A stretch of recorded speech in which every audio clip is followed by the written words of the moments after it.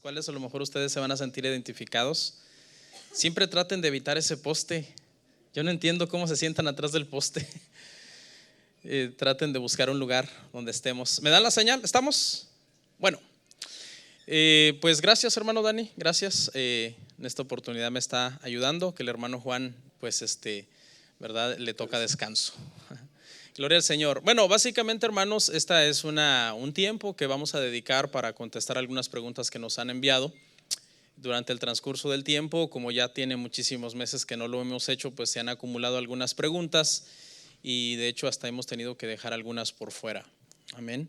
Pero las que nos dé tiempo de contestar hoy, sin abusar de su tiempo, vamos a tratar de contestarlas. Amén. Así que vamos a comenzar por orar. Le voy a pedir a hermano Dani si me ayuda y oremos. Amén. Dios, te damos la gloria, te damos la honra, Señor, porque tú eres bueno con cada uno de nosotros. Dios, reconocemos que no podemos hacer nada sin ti, sin tu presencia, Dios. Y nos presentamos delante de ti, Dios mío, pidiéndote que seas tú a través de nuestras vidas, Padre, a través de estas preguntas y respuestas, Padre, que tú puedas bendecir a nuestra iglesia, Padre, y puedas bendecir a mucha gente que quizás tiene eso en su corazón, Padre, pero no hay una luz al final de su mente. Que tu Espíritu Santo sea ayudándonos a nosotros, Padre, para que pueda llegar al corazón, Señor, de los hermanos y puedan, Señor, entender quizás de otra manera tu palabra, Señor. En el nombre de Jesús, Señor, te damos la gloria y la honra a ti, Señor. Amén y amén. Amén. También estamos en Facebook Live. Si hay alguna pregunta también la pueden mandar. Y al final también acá en la congregación, si alguien tiene una pregunta, también la puede hacer. Tal vez no relacionado con algo o si hay alguna duda con lo que se vaya a hablar acá, también usted la puede hacer para poderla contestar. Amén. Como ya dijo el pastor, estas son preguntas que se le han hecho a él acá en la iglesia y también se las han mandado a él mediante los medios de las páginas, diferentes páginas, y hoy nos va a ayudar. Y empezamos con la número 1. ¿Qué tan importante es hablar en lenguas para un cristiano? Ok, bueno, primero que nada quiero que entendamos que este es un tema de esos temas que son muy, muy espinosos, ¿verdad? Como se dice en el cristianismo, y que es un tema que causa un poco de sensibilidad, porque obviamente sabemos que en el cristianismo pues hay varias corrientes doctrinales. Lo que les puedo decir es que esta doctrina pues no es una doctrina de salvación.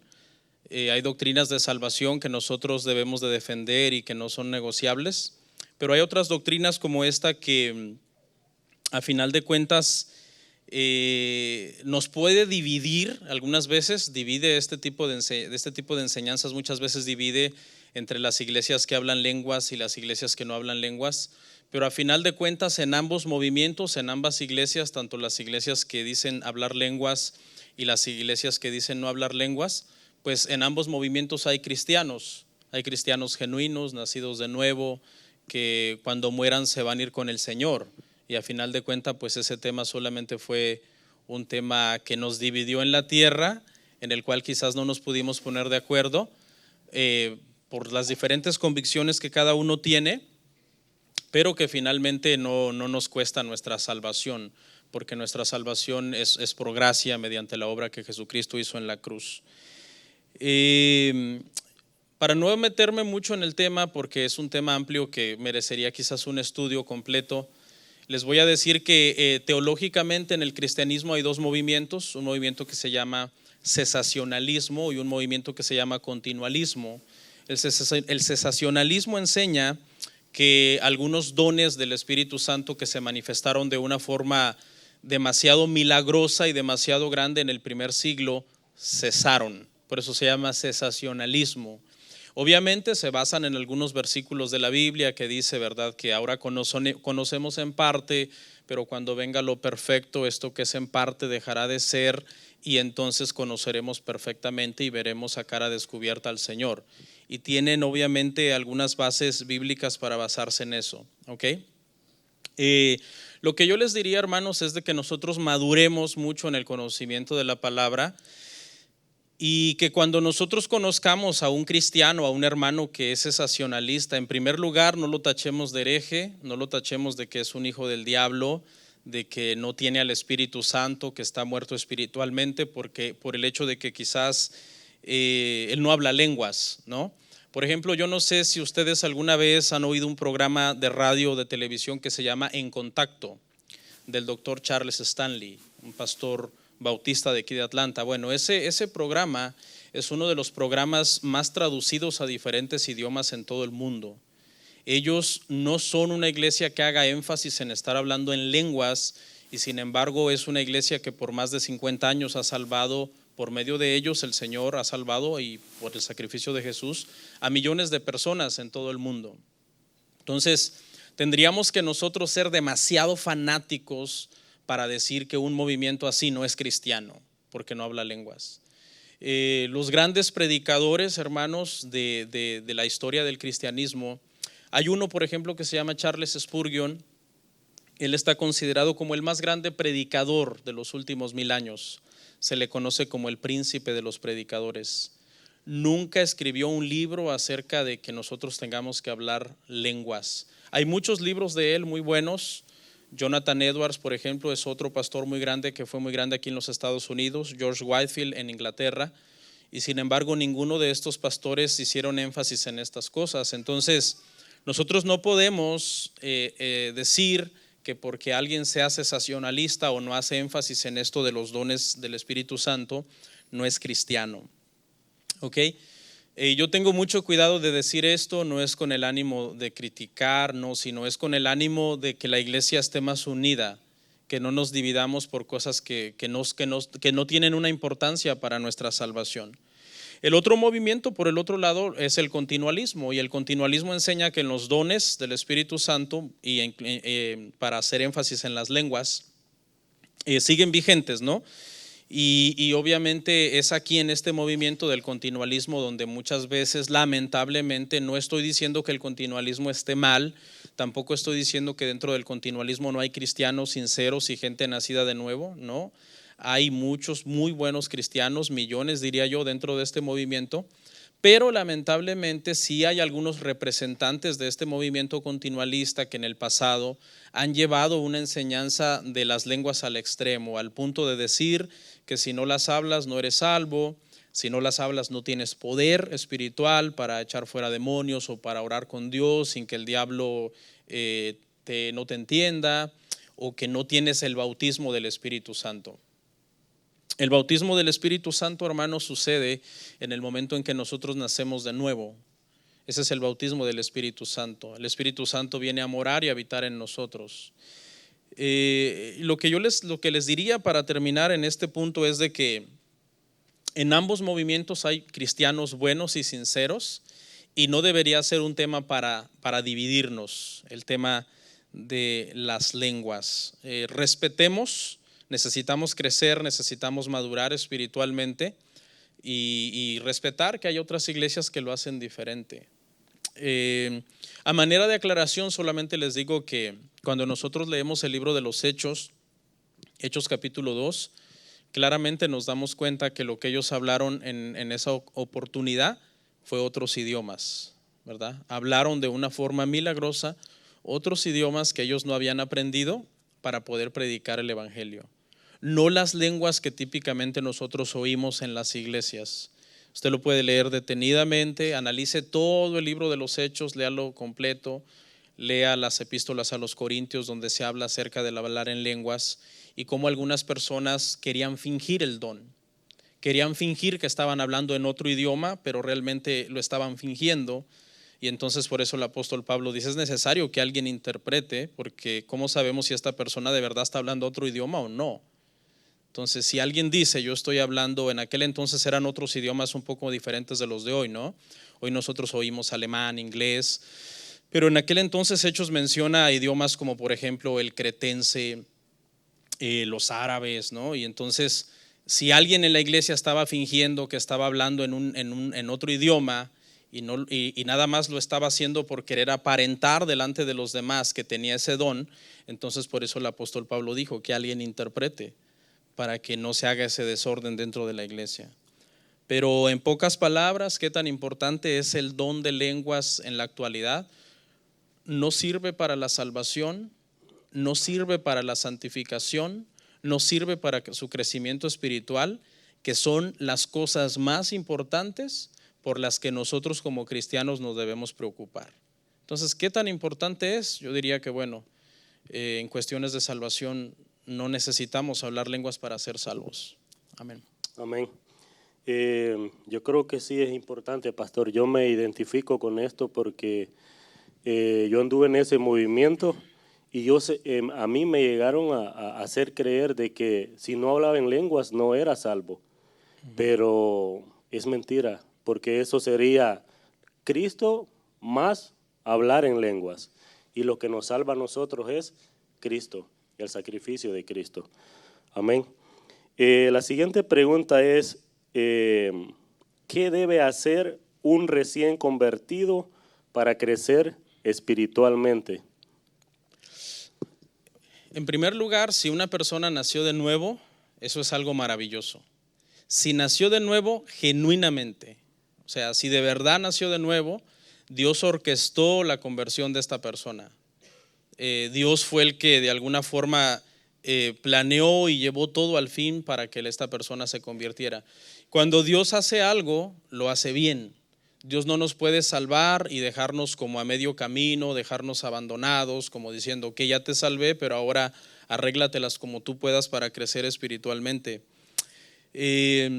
Cuando nosotros nacemos de nuevo, el Espíritu Santo viene a morar en nosotros y entonces nuestro corazón, que antes era de piedra, es transformado, es cambiado por un corazón de carne. La Biblia dice que ahora nosotros anhelamos la palabra del Señor, anhelamos hablar con Dios, y es por el mismo Espíritu que nos ayuda y que está dentro de nosotros. Yo creo que para contestar la pregunta de una forma sencilla, el crecimiento espiritual es algo que viene de parte del Señor en nosotros, porque Él es el que está dentro de nosotros. No solamente tiene poder para salvarnos, sino que tiene poder también para santificarnos. Una conversión genuina, hermanos, siempre va acompañada de santificación, siempre. Si una persona se convirtió o está profesando ser cristiano, deben de verse los frutos dignos de arrepentimiento en su vida. Si profesa fe, pero no la posee, entonces en realidad no hay una santificación que uno pueda mirar en la gente, porque finalmente fue del pecado que el Señor nos vino a salvar. Una vez que nosotros nacemos de nuevo, es del pecado que nosotros nos queremos apartar. No significa que nunca volvemos a pecar, porque todavía estamos en un cuerpo de carne y todavía hay una lucha dentro de nosotros, pero esa es una de las señales, nuestra santificación. Y dice que el Espíritu dentro de nosotros nos ayuda a orar, nos ayuda hasta a pedir como conviene. Entonces, con esto tampoco estoy diciendo que cuando una persona nace de nuevo se vuelve un títere, un robot, que el Espíritu Santo está dentro de él y que la persona ya no tiene que hacer nada. No, nosotros tenemos que obviamente disponernos y dejar que Dios haga la obra en nosotros, pero el camino debe de ser un camino de ascenso, de crecimiento en el Señor. Eso es la señal de una conversión y de un crecimiento sano. Cuando un bebé nace, ¿qué es lo natural? Que crezca. Eso es lo natural. Si no crece, algo está mal. Igual, un cristiano nace, se convierte a Cristo y nunca crece, podemos poner en tela de juicio esa conversión. Lo natural es que si se convirtió, crezca espiritualmente. Eso es lógico. Pero a lo mejor alguien nos está viendo y dice, tengo 5 días de que yo entré a una iglesia y Cristo me tocó, el Espíritu Santo me tocó, pero ¿qué es lo que tengo que hacer ahora? ¿Cuál es el siguiente paso a seguir? ¿Qué es lo que me recomiendan? ¿Qué es lo que tengo que hacer? ¿Congregarme, leer la Biblia? Sí. ¿Qué es lo que tiene que hacer esta persona? Congregarse, leer la palabra del Señor, orar mucho. Cuando uno se convierte, pues uno tiene que aprender a orar, uno anhela la palabra del Señor porque es el alimento del recién convertido. Dice que anhelamos como el bebé recién nacido anhela la leche de su madre, de esa misma forma el cristiano anhela la palabra. Y ese anhelo está motivado en nosotros por el Espíritu Santo, porque Él fue el que cambió nuestro corazón. Ese anhelo no estaba antes de convertirnos. Ahora está en nosotros, pero es porque Él lo está produciendo. Él produce en nosotros el querer como el hacer por su buena voluntad, el congregarse, el servir. Todo eso es parte del proceso de que estamos viendo que verdaderamente un cristiano está tratando de parecerse a Cristo, porque a eso somos llamados cuando nos convertimos. Todo cristiano que está en una iglesia y no está creciendo, tiene años en la misma situación, algo está mal. Es probable que su vida espiritual tiene problemas. ¿Qué, qué libro usted le recomienda a una persona así? ¿Por qué libro tiene que empezar a leer la palabra? Bueno, muchos recomiendan empezar por Juan, que todos empecemos a leer por el Evangelio de Juan. Pero yo les diría que sería bueno empezar a leer la Biblia en Génesis y en Mateo al mismo tiempo, mientras van avanzando en el Antiguo Testamento, ir avanzando también en el Nuevo Testamento, para ir compaginando ambos testamentos y ir entretejiendo no solamente la historia de la creación, sino la historia de la redención, porque básicamente esas son las dos historias que contienen, ¿no?, la Biblia, cómo Dios creó todo en el principio, pero cómo toda esa creación se pervirtió y cayó a causa de la desobediencia de Adán, pero cómo desde Mateo nosotros comenzamos a estudiar que Jesús vino para redimir precisamente, ¿verdad?, a los pecadores y restaurarlos a una posición de salvación. Amén. Muy bien. La siguiente pregunta, tal vez usted pueda pensar, alguien está haciendo esta pregunta, y si alguien ha hecho esta pregunta: si un cristiano puede ver novelas o cristiana, a lo mejor se siente identificado, no sabemos. Hay que mirar a ver quién se sonroja. Pero ayúdenos, pastor, porque es una muy buena pregunta, porque esto es un vicio prácticamente. No para usted, ¿verdad? No. La Biblia, en la Biblia hay cosas que están prohibidas explícitamente, tajantemente. Te dice no os embriaguéis con vino, ¿no?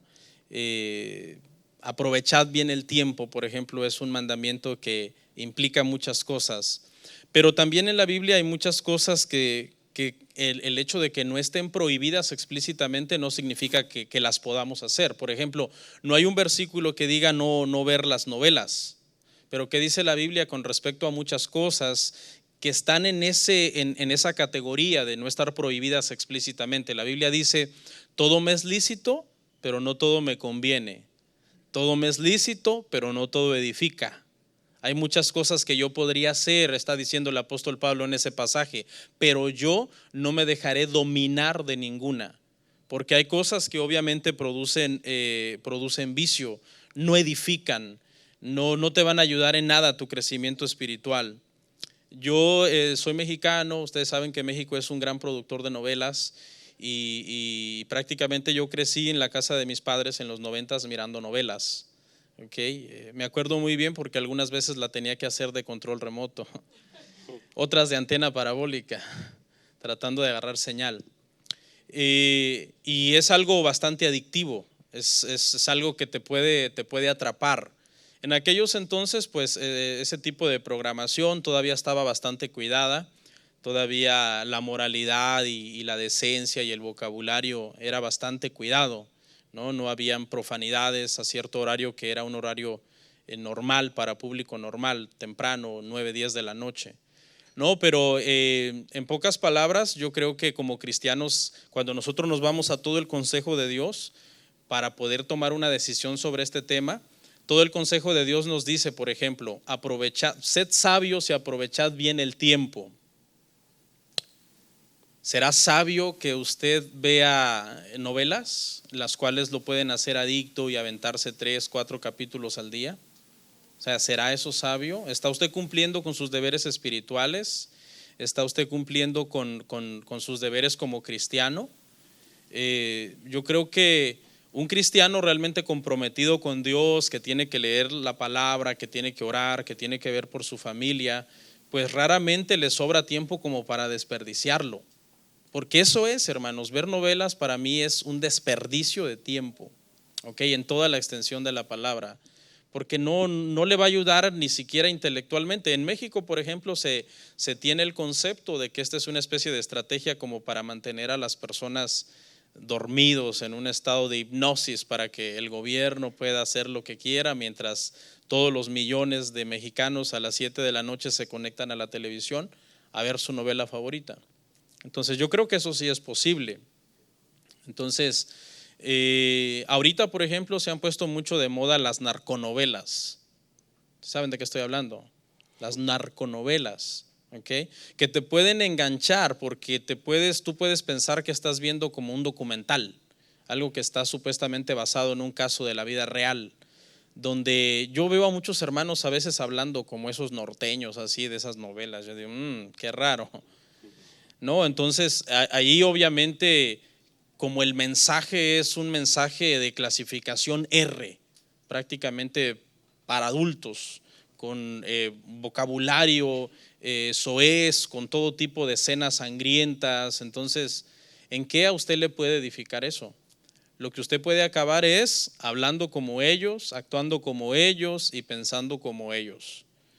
Yo les recomiendo, hermanos, que si alguien tiene este problema acá, que trate de cortar eso, porque eso no le está ayudando a nada, en su vida espiritual. Pasar pegado frente a la televisión por horas, frente a videojuegos, perdiendo el tiempo en cosas que no edifican, después resulta su vida espiritual miserable y son las consecuencias de no ser sabios a la hora de aprovechar el tiempo. Tengo la autoridad para hablar de esto porque en nuestra casa no vemos televisión. Por ejemplo, mi esposa es una mujer que no le gusta ver televisión. Esa mujer no le gusta ver televisión. Y de repente hacemos el esfuerzo de ver un poco de televisión con los niños, vemos un programa o una película. Una vez que uno se casa ya todo es de niños. Uno ya todo lo que ve es de niños, ¿no? Entonces, por ejemplo, a mí, hermanos, a mí no me alcanza el día para jugar videojuegos o ver novelas. A mí no me alcanza, mi tiempo está limitado. Desde que me levanto a las 7:30 de la mañana hasta que me acuesto por la noche, apenas me alcanza el día para hacer todo lo que tenía que hacer.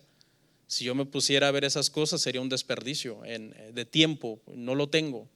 Entonces yo les hago un llamado, hermanos, si aquí hay alguna de sus esposas que está en eso, revíselas, o esposas, si tu esposo es adicto a los videojuegos, llámale la atención.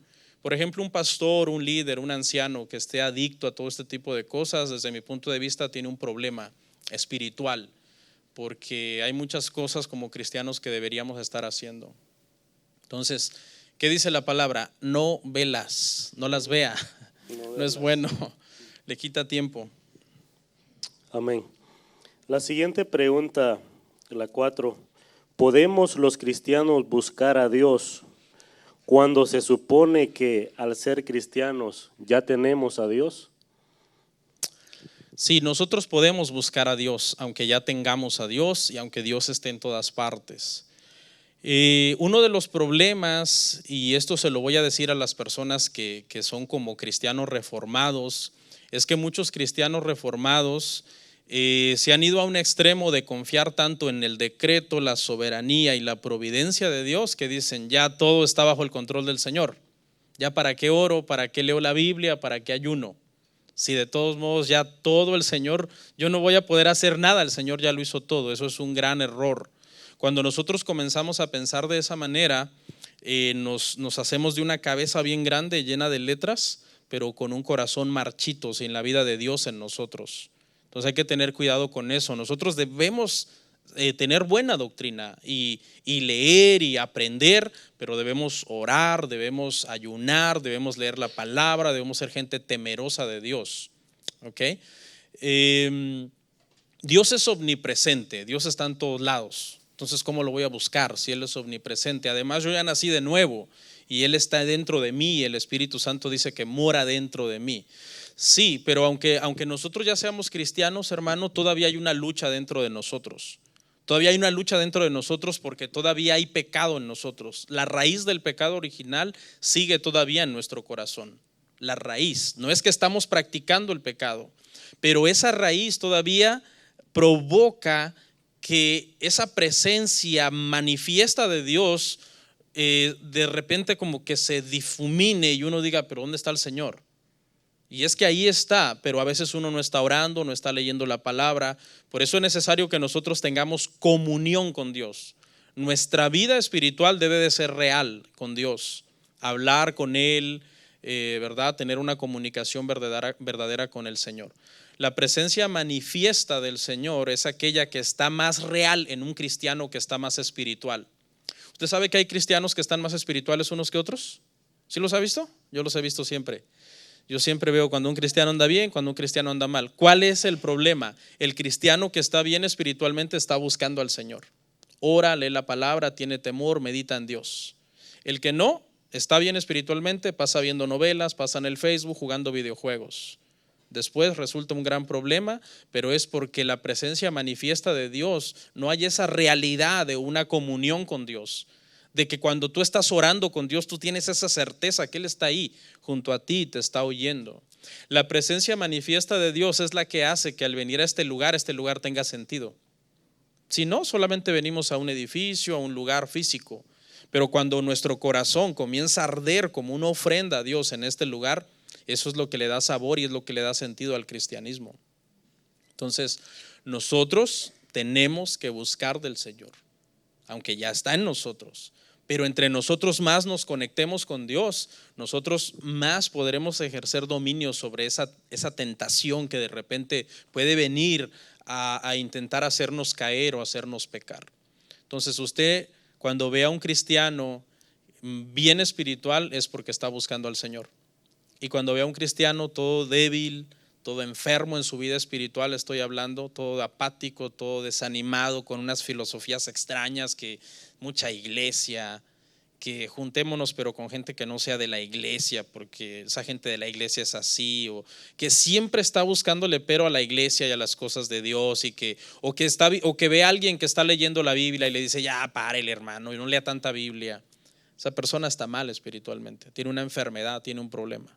Entonces sí debemos de buscar del Señor, aunque el Señor es omnipresente y aunque Él ya está en nosotros. O sea, un rasgo de un cristiano es que sabe que tiene a Dios, pero busca de Dios, no se estanca. Exactamente, sí. Nosotros podemos leer libros de teología y libros de doctrina, son excelentes, pero siempre deben ir acompañados de leer la Biblia, siempre. Usted puede pasar oyendo prédicas en YouTube un buen rato, pero después debe apagar el teléfono, el radio, lo que sea, y doblar rodillas y orar. Usted debe confiar en la providencia de Dios, en la soberanía que Él tiene todo bajo control, pero usted debe ayunar también.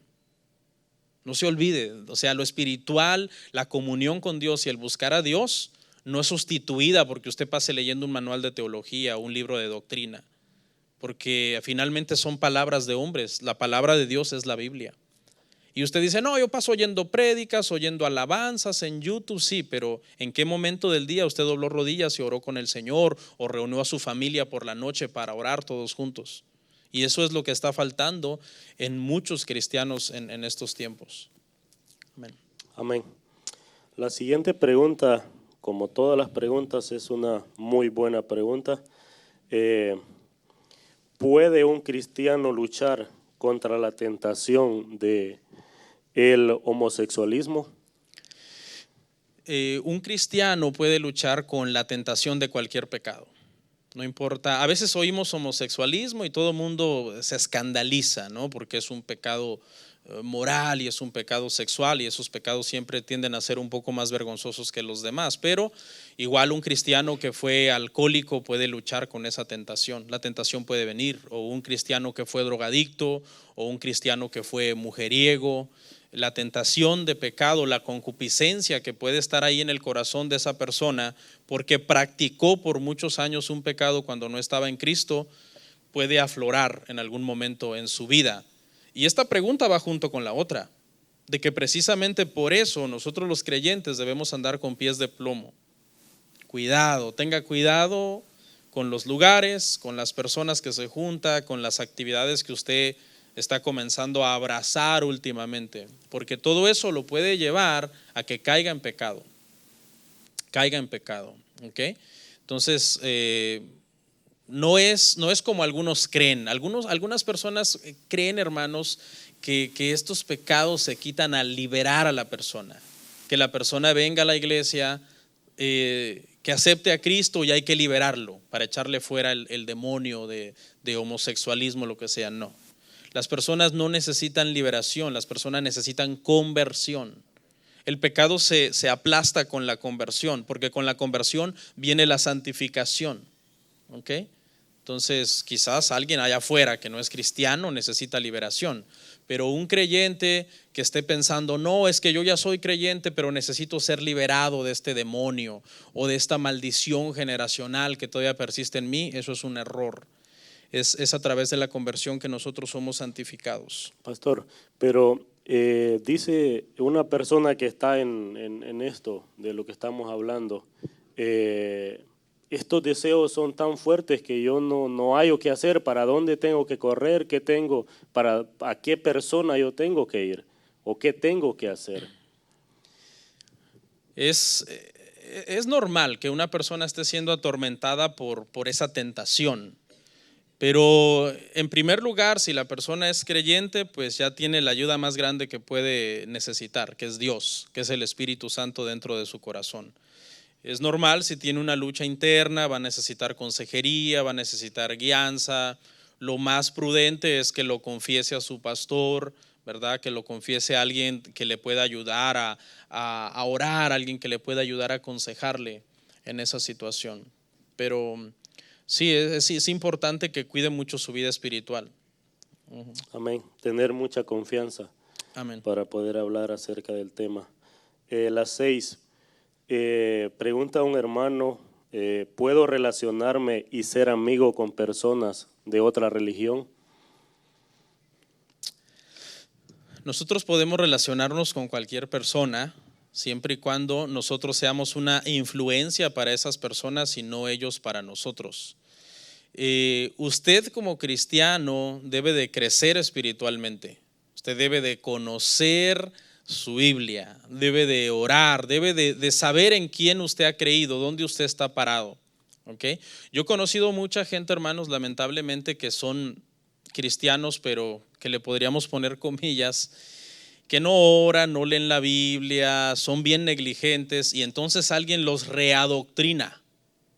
No sé, alguien les comienza a hablar, que mira, ya estudiaste bien el tema del sábado. Por ejemplo, a nosotros nos ha pasado que mucha gente se ha ido de la iglesia para guardar el sábado, para ser adventistas. Otros se han ido a diferentes lugares, a diferentes sectas. Entonces, yo, las personas que he visto que hacen eso, nunca les vi que fueran buenos cristianos. ¿Sí? Que tú digas que wow, eran personas de un gran testimonio, de un gran liderazgo, de un gran conocimiento bíblico, de buen testimonio, que oraban y todo eso. No. Casi siempre le pasa eso a gente que anda ahí por las ramitas, que no se pone firme y alguien los readoctrina. Pero en pocas palabras yo le puedo decir, hermanos, que si usted sabe bien en quién ha creído, sabe bien las doctrinas básicas del cristianismo, a usted nadie lo va a mover de su doctrina, de su enseñanza. ¿Ok? Entonces es importante que cuando usted comparta con estas personas, usted les deje saber desde un principio: yo conozco bien lo que tú crees, yo lo he estudiado, tranquilo. O sea, si quieres ser amigo mío con el propósito de ganarme para tus creencias, pierdes tu tiempo. Si tu amistad es sincera y no pretendes reevangelizarme o readoctrinarme, pues podemos ser amigos. Pero si tu amistad tiene un doble propósito de quererme ganar para tu grupo, para tus creencias, pues si quieres hablemos. O sea, yo conozco lo que tú crees, ¿ok? Pero eso estamos hablando de un cristiano preparado que sabe defenderse. De hecho es bíblico. La Biblia dice que nosotros presentemos con mansedumbre defensa de nuestra fe a todo aquel que nos lo demande. Estamos hablando de un cristiano preparado.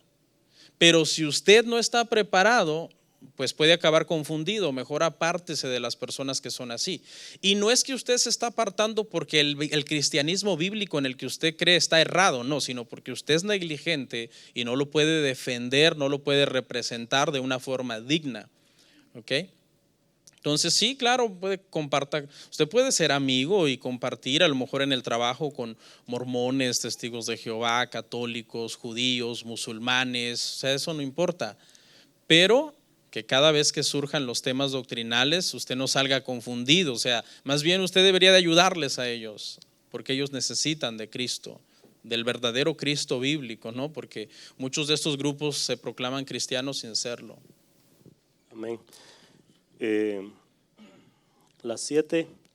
En mi iglesia hacen mucho énfasis en que dancemos en el culto. ¿Eso es necesario dentro de una congregación? Y igual que el tema de lenguas, no te ayuda ni en tu salvación, ni en tu santificación, ni en tu crecimiento espiritual, ni en nada que verdaderamente sea importante. ¿Okay? O sea, cuando nosotros vamos al Nuevo Testamento, nosotros no encontramos ningún texto o ningún versículo para nosotros, la iglesia, o para la era de la iglesia, que a nosotros nos motive, que nosotros dancemos en la iglesia o dancemos en el culto. Yo sé que nosotros debemos gozarnos y lo podemos, o sea, con esto no estoy diciendo que usted no lo puede hacer, usted lo puede hacer, pero siempre debe haber un orden en todo lo que nosotros hacemos en la iglesia. Si nosotros tenemos el gozo del Señor en nuestro corazón, pues lo podemos manifestar como nosotros mejor sintamos. Pero muchas veces se cae en un énfasis de que si tú eres salvo, debes tener gozo, y si tienes gozo, debes danzar. Y mucha gente ha llegado al extremo de deducir, escuche bien, que si no danzas no eres cristiano. ¿Por qué? Porque no tienes gozo. Tienes unas cadenas todavía que te están amarrando los pies.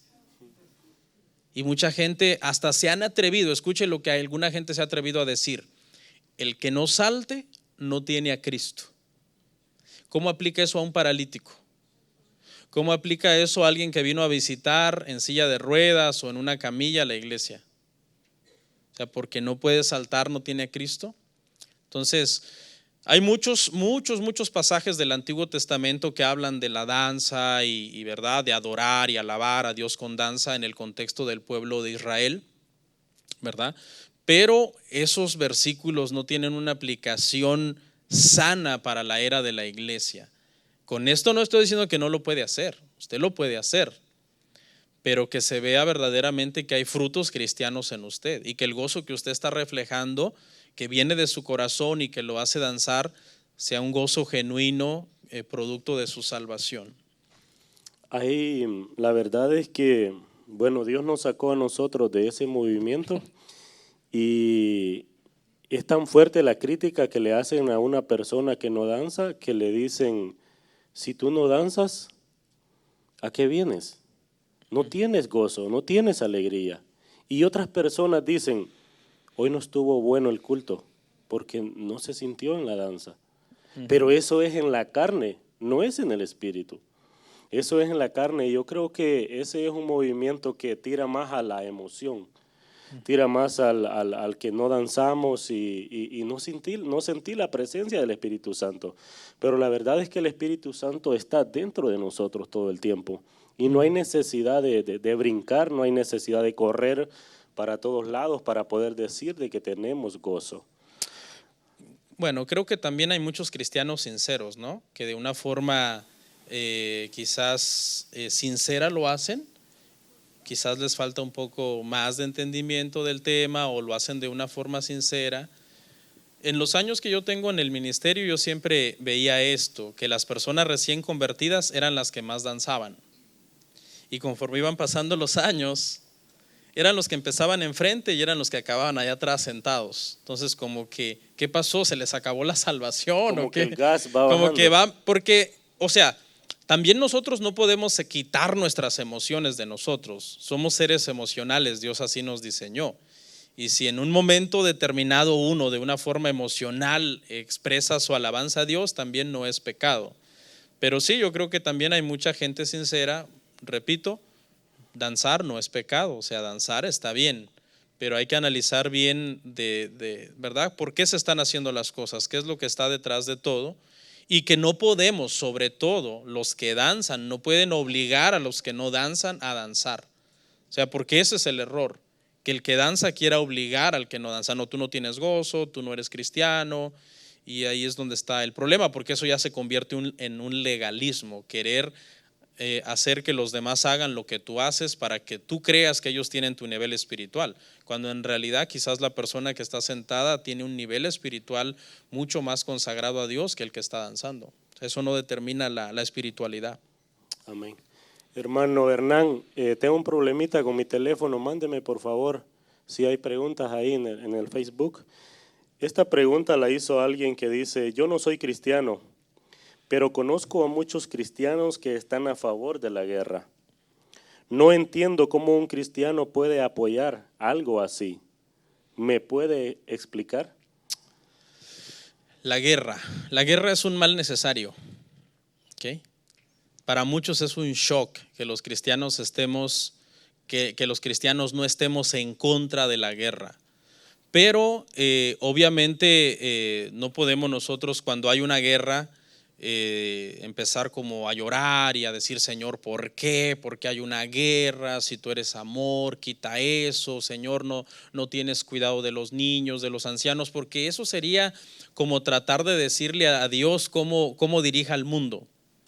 No, nosotros tenemos que orar y tenemos que entender que las autoridades y los gobiernos y los países tienen sus fuerzas armadas y tienen sus autoridades, y que deben de estar organizados porque hay muchos malvados esperando a que un país se debilite para invadirlo, para atacarlo, para desposeerlo de sus materia prima, de lo que sea. Por eso existe el gobierno. Las autoridades, eso es bíblico. Todas las autoridades terrenales fueron puestos por Dios. Los magistrados, los jueces, las fuerzas armadas, todo eso fue puesto por Dios. Nosotros no podemos. La gente que está en contra de la guerra tiene buenas intenciones, pero son unas intenciones como ingenuas, como intenciones como de niño. O sea, yo estoy en contra de la guerra, de la violencia, de la sangre. Sí, pero ¿qué vas a hacer cuando una persona entre a tu casa y sea su vida o la tuya? Sea su vida o la de tu hijo, o la de tu hija, o viola a tu hija. O sea, suena muy bien estar en contra de la violencia y la sangre y todo eso, pero realmente la autoridad fue puesta por Dios y dice que llevan la espada ¿para quién? Para los malos. Las autoridades llevan la espada. En aquel entonces obviamente se utilizó el vocabulario espada, ¿no? Porque así eran las guerras cuando eso se escribió, Romanos 13, hace 2000 años. Pero hoy las autoridades llevan cañones, granadas, R-15 y todo tipo de armas sofisticadas. ¿Para qué? Para poder refrenar a los malos, poderles poner un alto a los malos, a los que están a favor del terrorismo, a los que están a favor de genocidios, a favor de tanta crueldad y de tanta maldad y de tanta injusticia. ¿Qué pasaría, hermanos, si no existieran los armies? ¿Qué pasaría si no existiera la policía? ¿Usted se ha puesto a pensar? La policía, el país, vamos a suponer que Estados Unidos dice: ya no creemos en la policía, eso es mucha violencia. O sea, entraríamos en una anarquía, nadie estaría seguro en ningún lugar.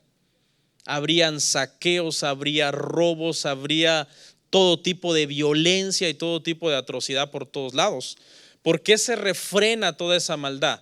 Esa maldad se refrena porque hay autoridades que están armadas y que pueden usar toda su fuerza para poder retener a los malvados. ¿Okay? Entonces los armies, hermanos, la policía, la guerra y todo eso son cosas necesarias. ¿Por qué? Porque vivimos en un mundo caído. No vivimos en un mundo perfecto. Vivimos en un mundo caído donde hay injusticias, donde mucha gente quiere hacer daño y alguien los tiene que retener, alguien los tiene que atacar y contrarrestar el daño que quieren hacer. ¿Usted se imagina si Estados Unidos no tuviera army? O sea, este país es codiciado para invadirlo por toda la riqueza, por todo lo que posee. Pastor, pero un cristiano dice: ¿y por quién tengo que orar entonces? ¿Por cuál de los dos bandos yo tengo que orar? ¿O estoy neutral? Sí, es una buena pregunta que acompaña esta. Cuando se supone que hay un país que es el malo, ¿no? Aunque, como dicen por los expertos, los que ganan la guerra son los que escriben la historia y siempre la escriben como que ellos eran los buenos y los otros eran los malos. Entonces, a final de cuentas, aún dentro de eso hay injusticias que nosotros no tenemos el perfecto control de esas cosas. Por ejemplo, usted dice, pastor, pero ¿cómo es posible que los cristianos digan, vamos a orar por las tropas de Estados Unidos, cuando esas tropas fueron y violaron a una mujer y mataron a unos niños? ¿Cómo es posible? ¿Cómo coincide? ¿Cómo ensamblamos eso con el amor de Dios y con el que Dios permita que haya guerras y armas? Bueno, acuérdense, hermanos, que nosotros debemos hacer nuestra parte, que es orar, pedirle al Señor que se haga justicia, ¿verdad? Que todo marche lo mejor posible. Pero eso significa que va a suceder como nosotros digamos, ¿no? A final de cuentas toca dejarlo, Señor, te encomendamos esta situación. Estos rumores de guerras que hay en el Medio Oriente toda la vida, y toda la vida los habrá. ¿Y qué nos toca? Confiar en el Señor, orar y que, ¿verdad? Que todo lo que suceda, pues Dios se glorifique en todas esas cosas. Amén. Una pregunta, ¿qué piensa de las iglesias que dejan servir a sus miembros que están en unión libre, justificando que vivimos bajo la gracia? Bueno, la Biblia es clara cuando dice que nosotros no podemos usar de la gracia cayendo en libertinaje. Gracia no significa que nosotros podamos hacer lo que nosotros querramos. Gracia significa que hemos sido salvados por gracia para hacer la voluntad de Dios. Entonces, yo considero que eso es un error. Es una pregunta de Facebook, ¿verdad? Sí, una pregunta de Facebook. Es un error, no deberían de estar sirviendo si están en unión libre. La respuesta es bien sencilla, porque están en fornicación. La fornicación es un pecado y todos los que servimos debemos de tratar de servir limpiamente delante de Dios. Entonces es un pecado declarado, porque obviamente el pastor lo sabe y todo el mundo lo sabe que están viviendo en unión libre. Y se supone que los que servimos estamos sentando un ejemplo para que los demás sirvan también como nosotros estamos sirviendo, teniendo nuestra vida ordenada, tratando de ser santos lo más posible que podamos con el Señor. Y pues no es lo correcto, no se debería de permitir eso. Amén. Esta pregunta yo no la quiero dejar pasar. Dice, en mi iglesia vino alguien invitado a predicar y nos repartió unas pulseras con algo escrito en rojo, diciendo que son algo así como la sangre de Cristo. ¿Qué nos puede explicar al respecto? ¿Cuál es su opinión? Bueno,